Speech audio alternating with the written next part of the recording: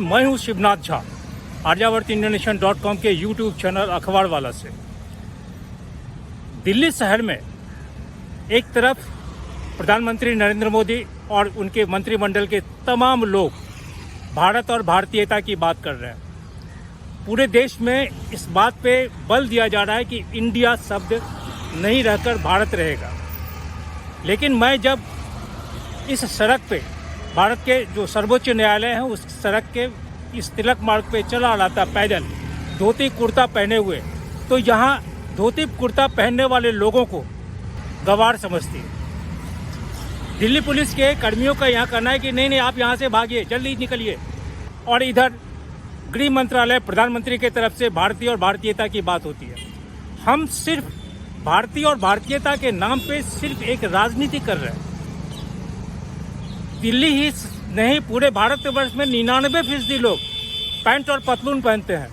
यह अंग्रेजी सभ्यता है। धोती पहनना नहीं जानते हैं और धोती पहने हुए लोगों को समझते हैं कि ये गवार है और हम भारतीयता की बात कर रहे हैं।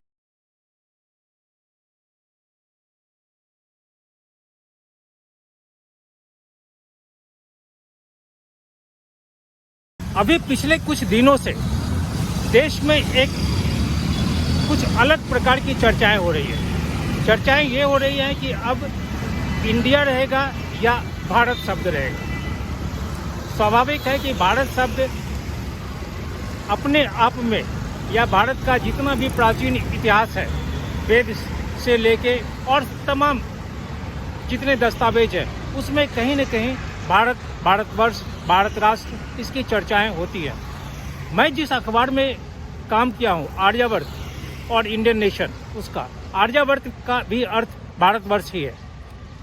सवाल यह है कि हम नाम बदलकर अगर यह कह दें कि इंडिया शब्द को हटा देने से, भारतवर्ष को बोलने से हम बहुत अधिक भारतीय हो जाएंगे, यह कहना शायद आज की सोच या आज का जो राजनीतिकरण है उस सोच में वो भले मेल खाता हो, लेकिन हकीकत यह है कि आज तमाम लोग, चाहे वो अपने को भारतीय कहें, चाहे वो अपने को इंडियंस बोलें, दोनों बराबर।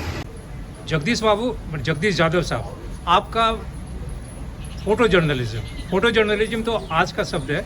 फोटोग्राफर के रूप में 4 दशक से अधिक हो रहा है और हम लोग आपको पिछले 4 दशक से जानते हैं आनंद बाजार पत्रिका ग्रुप से, टेलीग्राफ से जाने, संडे से जाने, रविवार से जाने, और बोलेंगे कि आप भारतीय जो फोटो जर्नलिज्म आज का है उसमें एक तरह से आप अपने आप को हस्ताक्षर किए, सभी लोग जानते हैं आप मुझे सिर्फ ये बताइए कि अभी जो एक मामला उठ गया है, भारत, इंडिया, क्या ये अभी के जो वर्तमान प्रधानमंत्री हैं या गृह मंत्री हैं उनको अंग्रेजी शब्द से नफरत है? क्या बात है वो? मैं जो समझ रहा हूँ, अंग्रेजी शब्द से नफरत उनको नहीं है। एक्चुअली ये इंडिया को हटाने का जो फैसला है, जो उनका जो अपोजिशन का एक अलायंस है 28 पार्टियों का, उसकी जो भी मुंबई मीटिंग हुई, वो 3rd मीटिंग थी और सक्सेसफुल मीटिंग थी। बहुत सारे रिजोल्यूशन पास हुए, कमेटियाँ बनी और इन्हें लगा कि जब उनका नारा है कि जुड़ेगा भारत, जीतेगा इंडिया, तो ये तो बहुत परेशानी का सबब बनता जा रहा है।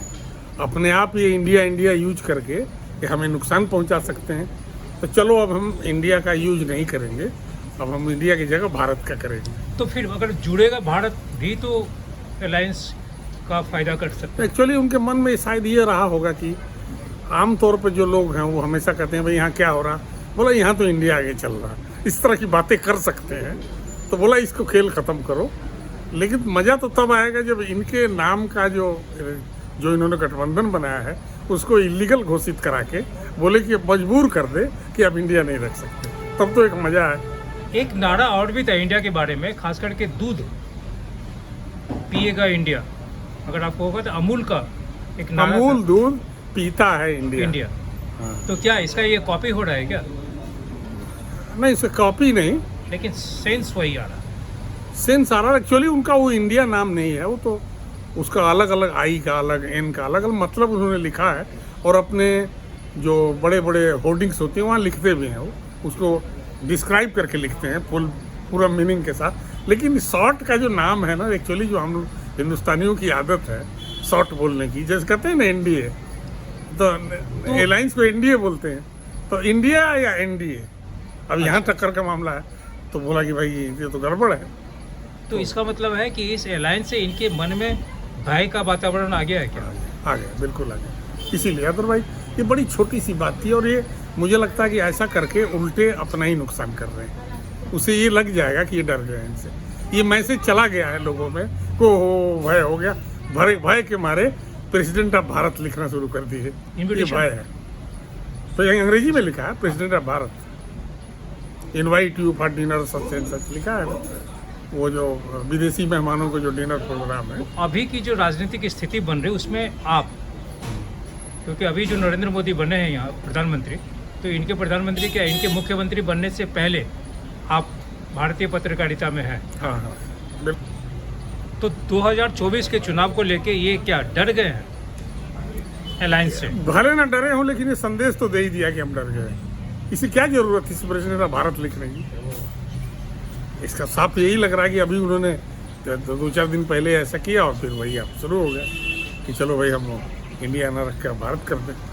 तो ये मैसेज तो खराब जाता है ना। मैं चाहते किसी और तरीके से टैकल करते, तुरंत प्रेसिडेंट ऑफ भारत करके, अरे इतनी बड़े हो गए। इनके सलाहकार लोग कुछ इसी तरह के हैं क्या, जल्दीबाजी वाले? भगवान जाने, सलाह कोई देने की क्षमता रखता है या सलाह लेने वाला लेता भी है कि नहीं, ये इस पर भी है। मुझे समझ में नहीं आता, सलाह देने की पावर है क्या किसी के पास? कोई दे सकता है क्या? और देगा तो लेने वाला ले लेगा क्या? हो ये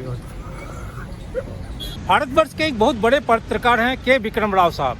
ये वर्किंग जर्नलिस्ट एसोसिएशन के बहुत आला ऑफिस बियरर भी रहे हैं। उन्होंने एक लिखा कि भारत बनाम इंडिया एक टकराव है, दो भावनाओं, जीवन पद्धतियों और सोच में। स्वदेशी संघर्ष का मूल है यह बापू के सत्याग्रह के फलस्वरूप विदेशी का बीज मंत्र था। आज कौन झंडावदार है इंडिया का? पत्रकार के विक्रम राव ने लिखा कि भारत का नाम बहुत ही पुरातन है और ऐतिहासिक भी। शुरुआत करें ईसा के 900 वर्ष पूर्व, अर्थात आज से करीब 3000 वर्ष पूर्व विष्णु पुराण से। पराशर ऋषि द्वारा प्रणीत इस पुराण के प्रतिपाद्य भगवान विष्णु है, जो सृष्टि के आदि कारण है, नित्य, अक्षय, अव्यय और एक रस है। अष्टादश महापुराणों में श्री विष्णु पुराण का स्थान बहुत ऊंचा है। इसमें भूगोल, ज्योतिषी, कर्मकांड, राजवंश और कृष्ण चरित्र आदि कई प्रसंगों का उल्लेख बड़ा ही अनूठा और विशद है। भारत एशिया महाद्वीप का दक्षिणी भाग का एक त्रिभुजाकार प्रायद्वीप है। अंग्रेजी में इस शब्द का नाम इंडिया अर्थात सिंधु के फारसी रूपांतरण के आधार पर यूनानियों द्वारा प्रचलित इंडस नाम से पड़ा है। मूल रूप से इस देश का नाम प्रागैतिहासिक काल से राजा भरत के आधार पर भारतवर्ष है। राव साहब आगे लिखते हैं कि जवाहरलाल नेहरू ने जनवरी 1927 में भारत के मूलभूत एकता का उल्लेख करते हुए लिखा था कि हिंदुओं की पवित्र भूमि है भारत। यह उन्होंने कोट किया है नेहरू ग्रंथावली भाग 2 से। इस बीच ममता बनर्जी ने एक सवाल उठाया कि भारत नाम बदला ही क्यों जाए। अब इस बंगभाषिणी महिला से पूछा जाए कि उनके राज्य में पश्चिम क्यों लगा। राव साहब ने सवाल उठाया, सीधे बंग भूमि होता, बांग्लादेश तो अलग हो ही गया था। शरद पवार के बारे में उन्होंने लिखता है कि शरद पवार बोलते कि देश का नाम बदलने का अधिकार किसी को भी नहीं है। तो फिर उन्होंने सवाल किया कि बम्बई का नाम मुंबई क्यों, महाराष्ट्र का क्यों नहीं। बिहार में लालू प्रसाद यादव के पुत्र हैं तेजस्वी यादव, इन्होंने भारत के नामकरण का विरोध किया। तो उन्होंने स्मरण दिया है, राव साहब ने स्मरण दिया है कि उनके संबंधी मुलायम सिंह यादव ने इंडिया के मुकाबले भारत के हिमायती थे। मुख्यमंत्री रहते हुए संविधान के संशोधन के लिए उन्होंने प्रस्ताव भी लाए थे, जिसे विधानसभा में 2004 में सर्वसम्मति से पास कर केंद्र को भेजा गया था। 3 अगस्त 2004 को विधानसभा के नेता भाजपा के प्रतिपक्ष लालजी टंडन ने संस्कृत शिक्षकों का मुद्दा उठाते हुए कहा था कि इन शिक्षकों को उनका जायज हक मिलना चाहिए। जिस दिन दुनिया से संस्कृत खत्म हो जाएगी उस दिन दुनिया भी मिट जाएगी।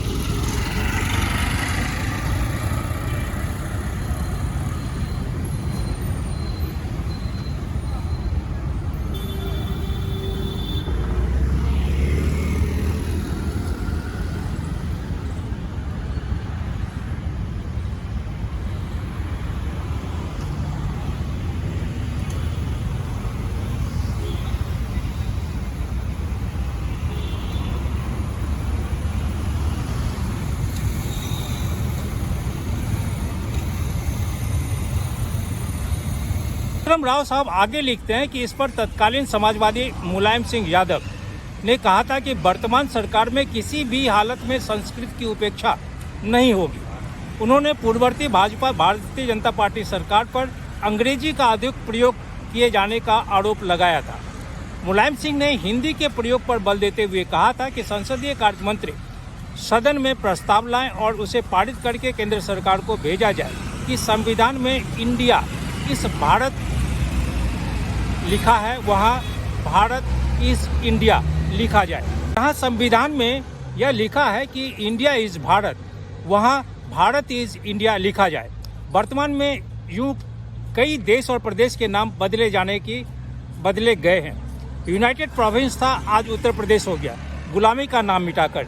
इसी भांति 2011 में उड़ीसा का नाम ओडिशा, पहाड़ का नाम उत्तराखंड, राज्य भाषा के आधार पर मद्रास तमिलनाडु बना। कमलापति त्रिपाठी इंदिरा गांधी के कार्यकारी अध्यक्ष थे, तो उन्होंने 1947 में संविधान सभा में कहा था कि भारत शब्द से राष्ट्रीयता का बोध होता है। अंग्रेजी सत्ता से मुक्त होते ही आयरलैंड भी आयर गणराज्य बना। बर्मा कहलाया म्यांमार और सिलोन कहलाया श्रीलंका। भारतीय प्रशासनिक सेवा के अवकाश प्राप्त अधिकारी व्यास जी कहते हैं, 1995 में एक फिल्म आई थी गैम्बलर, उसमें गोविंदा थे। उन पर एक सॉन्ग, डांस सॉन्ग कह सकते, फिल्माया गया था, जिसका संगीत निर्देशन दिया था अन्नू मलिक ने और गाया था कोई देवांग पटेल ने। उस गाने का बोल ऐसे शुरू होता है, मेरी मर्जी, मैं चाहे ये करूं, मैं चाहे वो करूं, मेरी मर्जी। और इसके बाद बहुत सारे ऐसी चीज़ें उस गाने में कही गई हैं, जैसे कॉफ़ी और चाय में, चाहे मैं दही पीऊँ या मैं जहाँ भी शोर में जाऊँ, जो भी है। एब्सर्डिटी की वो इंतहा थी, जो गीत था उसमें डाली गई थी। अभी हमारे देश में कुछ ऐसा ही हो रहा है, मेरी मर्जी चल रही है। अब किसकी मर्जी कब चल जाएगी कोई नहीं जानता। बेंगलोर में कुछ दलों ने बैठक की और बैठक के बाद अब पता नहीं उनकी क्या मर्जी थी, उन्होंने अपने ग्रुपिंग का नाम रख लिया इंडिया, INDIA। अब तो साहब आसमान टूट पड़ा। कुछ राष्ट्रभक्त उतर आए उसी समय, जो छुट भैये टाइप थे, करे हम तो भारत में रहते हैं, इंडिया क्या है। किसी ने कहा इंडिया वाले तो जीन्स पहनते हैं, बाहर वाले हैं। कोई तो दौड़ करके कोर्ट में चला गया कि देश का नाम इस्तेमाल कैसे करेंगे। कोई इलेक्शन कमीशन के पास चला गया। ये मामला दबा हुआ ही था कि क्योंकि इस बीच कई दूसरी चीज़ें आ गई। यूनिफॉर्म सिविल कोड पर बहस शुरू हो गई। इसके बाद एक और किसी की मर्जी हुई, उसने कहा कि नहीं, एक देश में एक इलेक्शन होना चाहिए। और लॉ कमीशन सिर्फ खुजा रहा था, 2018 में उसने ड्राफ्ट दिया था, लेकिन शुरू हो गया मामला। यह मामले के बाद तुरंत दक्षिण में किसी सज्जन के मन में आ गया कि सनातन के बारे में कुछ कहना चाहिए। उन्होंने पता नहीं क्या कह दिया, उसको लेकर के हंगामा शुरू हो गया। अब उनकी मर्जी कुछ थी, यहाँ पर कुछ और मर्जी की बात शुरू हो गई। लेकिन अचानक ये जो छुट भइयों ने इंडिया और भारत का मामला शुरू किया था, उसमें बड़े लोग कूद पड़े और अब तो बाकायदा यह तय हो गया है कि भारत शब्द का प्रयोग अधिकाधिक किया जाता रहेगा। कहीं कोई दिक्कत नहीं इसमें, क्योंकि जो हमारे संविधान की आर्टिकल पहली है, वो शुरुआत ही में कहती है, अंग्रेजी में जो उसका पोर्शन है, India that is Bharat shall be a union of states. अब जो इंडिया वाले हैं वो कह रहे हैं कि हमारे वजह से अब ये भारत शब्द पर उतर आए हैं। वे कह रहे हैं कि अरे ये देश तो भारत है। हालांकि अगर आप कथा वथा सुनते रहे होंगे, बहुत सारे यज्ञ में होते रहते हैं, तो पंडित जी लोग उसमें कहते हैं आर्यावर्ते जम्बू द्वीपे भरत खंडे। अब उसकी मर्जी है साहब। एक आर्यावर्त बिहार में अखबार भी हुआ करता था, कोई आर्यावर्त कहता है, कोई कुछ कहता है, लेकिन संविधान कहता है कि India that is Bharat is A union of states. इसमें विवाद की क्या विषय है। लेकिन एक बहुत बड़े व्यक्ति ने, जो हमारी सुरक्षा के लिए जवाबदेह हैं, उन्होंने कहा कि इंडिया गुलामी का प्रतीक है। अरे साहब, और वह बवाल मचेगा इससे, तो क्योंकि संविधान में इंडिया शब्द है और वे जो ग्रुपिंग बनाए हैं उनको लग रहा है कि ये सारा कुछ इसीलिए हो रहा है कि हमसे लोग डर गए हैं।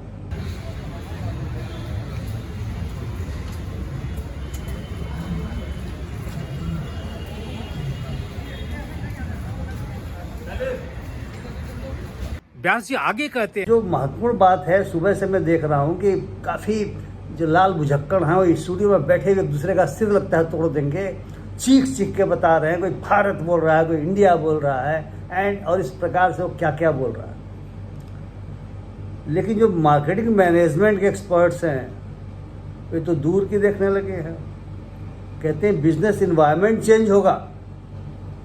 अब वो भविष्य में देख रहे हैं कि भारत ही कहा जाएगा, तो इसके बाद मांग ये जोर पकड़ेगी कि अगर गुलामी का प्रतीक भारत इंडिया है और भारत देश का प्रतीक है, संस्कृति का प्रतीक है, तो जो पैंट शर्ट लोग पहने हुए हैं यह तो गुलामी का प्रतीक है। इसलिए अब जो बड़ी बड़ी कंपनियां हैं जो पैंट शर्ट कोट पतलून टाई क्या क्या बनाती हैं, हैट वैट, अब उनके जो मार्केटिंग एक्सपर्ट्स हैं अब वो सोच रहे हैं कि आने वाले समय में धोती कुर्ते में हमें उतरना पड़ेगा। इसलिए मार्केट सर्वे करा लो कि धोती कुर्ते का स्टॉक वगैरह इन्वेंट्री पूरी जमा कर ली जाए, टोप की जगह पगड़ी वगैरह कर लो। और जो जूता बनाने वाली कंपनियां हैं उनके मार्केटिंग एक्सपर्ट कह रहे हैं कि भैया अब तो खड़ाऊं का चलन शुरू हो जाएगा। ये तो जूता भी, शू जो है ये तो बिल्कुल शुद्ध गुलामी का प्रतीक है। सूट के साथ बूट, तो सूट अगर गुलामी का प्रतीक है तो बूट भी गुलामी का प्रतीक है। कहते खड़ाऊं बनाना शुरू करो। अब लकड़ी कहाँ से आएगी, समस्या तो ये है। तो उन्होंने सोचना शुरू किया कि लकड़ी देखते हैं इंपोर्ट कर लेंगे। तो अब इंपोर्ट करने वाली बहुत सारी कंपनियां इसमें कूद रही हैं कि ठीक है हम भी उस इंपोर्ट करेंगे लकड़ी और आपको देंगे, आप उसमें खड़ाऊं बनाइएगा। तो कुछ कह रहे कि देखो शुरू में सभी खड़ाऊं नहीं पहन पाएंगे। वैसी दशा में जो शिक्षक लोग हैं, जो कभी शिक्षक दिवस मना है, तो वे तो खड़ाऊं पहनना पड़ेगा। तब कोई कह रहा है कि उस दशा में जो स्कूल बने, कमरे बने, उसके लिए जो हंगामा मच रहा है वो क्यों मचेगा। हो सकता है भविष्य में पर्णकुटी की बात हो। गुरु शिष्य परंपरा के अंतर्गत जो हमारे देश की संस्कृति रही है, हम गुलामी का प्रतीक क्यों करेंगे, पक्के स्कूल बिल्डिंग क्यों बनाएंगे, पर्णकुटियाँ बनेंगी, फूस से पर्णकुटी बनेगी, उसमें पढ़ाई होगी पेड़ के नीचे उपवन में, जहाँ भंवरे गुंजायमान हो रहे होंगे, जहाँ फूल खिले होंगे और गुरुजी खड़ाऊं पहनते हुए वहाँ पर आएंगे। तो इस प्रकार से बहुत तरह की बातें शुरू हो गई हैं कि भविष्य में क्या होगा। अब बहुत सारे नौजवान जो उन वर्णों के हैं जिनका एक अधिकार होता था जनेऊ पे, वे जनेऊ नहीं पहनते। अब उनके घर वाले कह रहे हैं कि बाबू अब जमाना आएगा कि तुमको पहनना पड़ेगा, वरना अगले बोलेंगे नहीं नहीं तुम उस वर्ण के हो ही नहीं, भागो भागो, यहाँ पर दिखाई मत पड़ना, बैठना मत हमारे सामने। तब तो उनको जनेऊ पहनना पड़ेगा। अब जनेऊ बनाने वाले जो पंडित जी लोग हैं वो कह रहे हैं हमारे तो मज़ा आ जाएगा। और जिन लोगों ने अपनी चोटी कटा दी है, जो चिरुकी कहते हैं ना भोजपुरी में, अब मैंने भी कटा रखी है, अब उनको परेशानी हो सकती है भविष्य में कि साहब ये तो भारत की संस्कृति के अनुसार नहीं है, ये तो गुलामी का प्रतीक है। तो गुलामी के जितने प्रतीक अब हटेंगे तो कोट सूट बूट टाई वाई जूता चप्पल सब हट ही जाएगा और इसके बाद जो है हम आप धोती कुर्ता पहन करके टहलते पाए जाएंगे। देखिए मुझे तो कोई दिक्कत नहीं है मैं तो धोती पहन लेता हूँ। सोचिए वे लोग जो पैंट से नीचे नहीं उतरते और कुर्ता पैजामा भी नहीं चलेगा, कुर्ता चलेगा पैजामा नहीं चलेगा। पैजामा तो बिल्कुल विदेशी है साहब, मध्य एशिया से आई हुई चीज़ है। हम धोती कुर्ता वाले लोग हैं, धोती कुर्ता पहनेंगे। ऐसा बहुत सारे लोग जो बिजनेस को समझते हैं वो ऐसा सोच रहे हैं। अब आप क्या सोच रहे हैं कि इंडिया और भारत के बीच में क्या विवाद है? भाई संविधान में दिया हुआ है और चाहे इंडिया का हो चाहे भारत का, बात तो बराबर है। लेकिन अगर गुलामी का प्रतीक इंडिया है तब तो बहुत बड़ी दिक्कतें आने वाली हैं। हमें बिल्कुल अब सोचना पड़ेगा कि भाई हम भारतीय संस्कृति वाले लोग हैं और हम उसी हिसाब से आचरण करेंगे। तो आप विचार कीजिएगा क्या सही है क्या गलत है।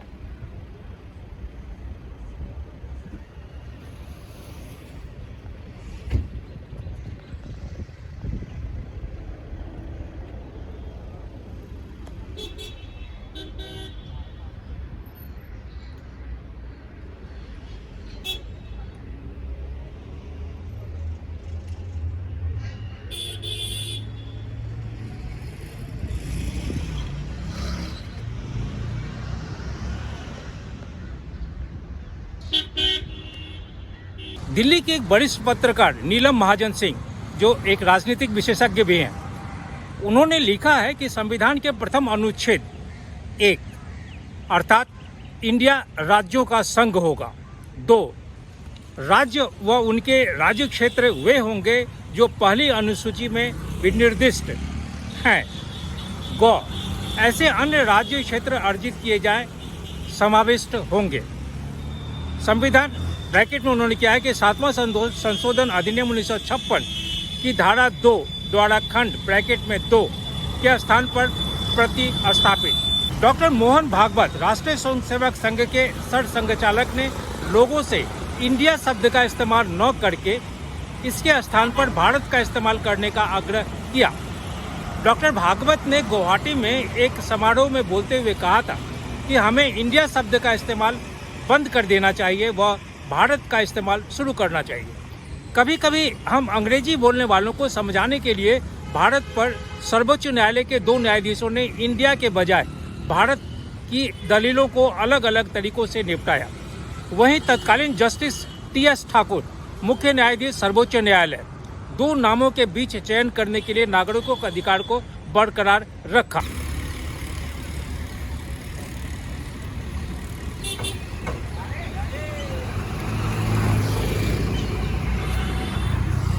मैं अभी आईटीओ से आने वाले और इंडिया गेट, फिर इंडिया शब्द यहाँ पे बोला जा रहा है क्योंकि इंडिया गेट का नाम इंडिया ही अभी तक है। इधर भगवान दास रोड जो रास्ता मंडी हाउस की तरफ जाती है उस चौराहे पे खड़ा हूँ। मेरे बाएं हाथ सर्वोच्च न्यायालय है और यहाँ से 500 कदम आगे दिल्ली हाई कोर्ट है। न्यायमूर्ति एस.एस. बोबडे ने सुझाव दिया कि नाम बदलने की याचिका सरकार के साथ उठाई जा सकती है।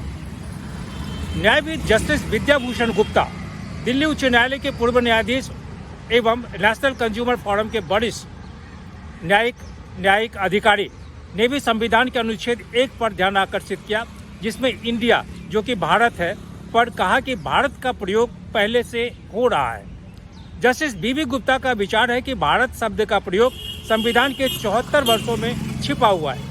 इसे लेकर असमंजस व असामयिक विरोध नहीं होनी चाहिए। नीलम महाजन ने लिखा है कि मार्च 2016 में भारत के सर्वोच्च न्यायालय के मुख्य न्यायाधीश जस्टिस टी.एस. ठाकुर ने महाराष्ट्र के कार्यकर्ता निरंजन भटवाल से कहा कि इच्छा उनकी है कि वे अपने देश को भारत या इंडिया कहें। किसी के पास, किसी प्राधिकारी, राज्य या न्यायालय के पास नागरिकों को यह निर्देश देने की शक्ति नहीं है कि उन्हें अपने देश को क्या कहना चाहिए। यदि आप इस देश को भारत कहना चाहते हैं तो सीधे आगे बढ़ें और इसे भारत कहें। यदि कोई इस देश को भारत कहना चाहता है तो कह सकता है, हम हस्तक्षेप नहीं करेंगे, मुख्य न्यायाधीश ठाकुर ने कहा था। भटवाल ने संविधान के अनुच्छेद 1 की शब्दावली पर स्पष्टता की मांग की थी, जिसमें कहा गया था कि इंडिया जो भारत है राज्यों का एक संघ होगा। उन्होंने तर्क दिया कि इंडिया शब्द भारत शब्द का शाब्दिक अनुवाद नहीं है। इतिहास और धर्म ग्रंथों इस देश को भारत के नाम से जानते हैं। यह तर्क दिया गया कि इंडिया अंग्रेजों द्वारा गढ़ा हुआ नाम है। नागरिकों को इस बात पे स्पष्ट समझ होनी चाहिए कि उन्हें अपने देश को क्या कहना है। याचिका में कहा गया था कि संविधान सभा में नवजात गणतंत्र के लिए कई नामों पे बहस की गई थी और उसमें से कुछ भारत, हिंदुस्तान, हिंद, भारत भूमि या भारतवर्ष जैसे नाम थे। इंडिया को उस अन्य देशों द्वारा गणतंत्र की मान्यता के सीमित उद्देश्य के लिए शामिल किया गया था। दूसरी याचिका में सुप्रीम कोर्ट में आई थी। मुख्य न्यायाधीश शरद अरविंद बोबडे के समक्ष जून 2020 में एक याचिका लगी, जिसमें भारत उस समय कोविड महामारी से जूझ रहा था।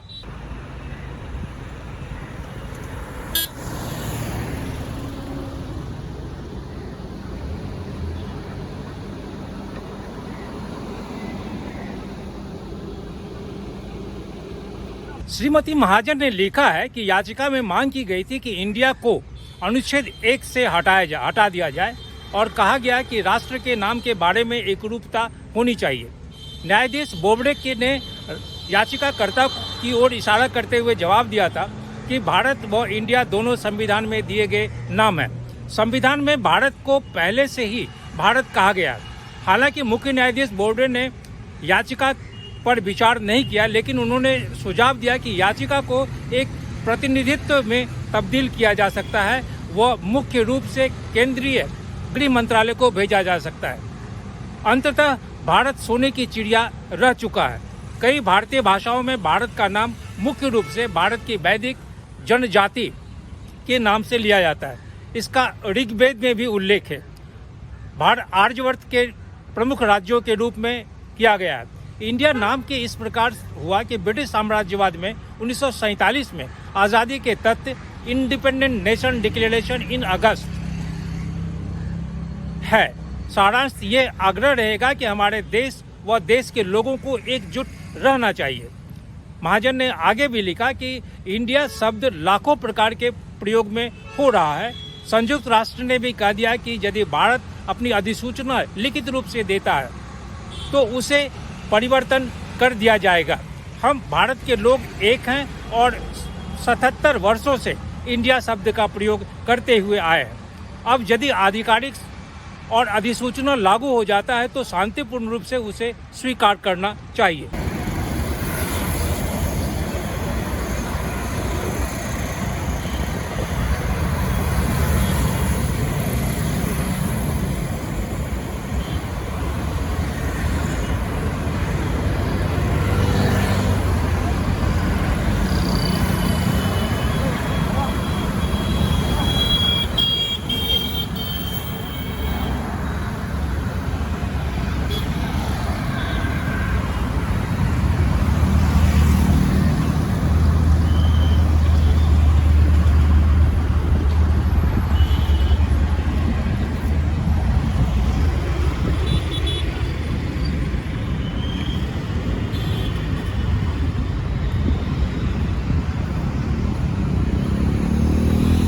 पूरा हिंदुस्तान अभी इंडिया और भारत के चक्कर में पड़ा हुआ है। राजनीति इंडिया और भारत के नाम पे हो रही है। दिल्ली सल्तनत में नाम बदलने की परंपरा आज नहीं, बहुत पुरानी है। किसी भी राजनीतिक व्यवस्था के सत्ता में आने के बाद वो अपने राजनेताओं के नाम से चाहे सड़क बना दें, मकान का नाम बदल दें, गलियों का नाम बदल दें, कुछ भी कर सकते हैं। और यह कर सकते नहीं, ये हो तो आया है। आज जहां मैं अभी खड़ा हूं, यह कल का किंग्सवे था। बाद में ये राजपथ हुआ। आज़ादी के बाद भी पिछले 77-76 वर्षों तक यह राजपथ के नाम से जाना जाता था। अब ये कर्तव्य पथ हो गया। कल संभव है कि कल आने वाले समय में जब केंद्र में या देश की जो शासन प्रणाली है वो अगर उसमें बदलाव आता है, कोई दूसरी राजनीतिक पार्टियां आती हैं, तो हो सकता है कि कल का कर्तव्य पर, आज का कर्तव्य पर कल कुछ और नाम से जाना जाए। सवाल ये है कि नाम बदलने से अगर हमारी सोच बदले तो शायद बेहतर होगा।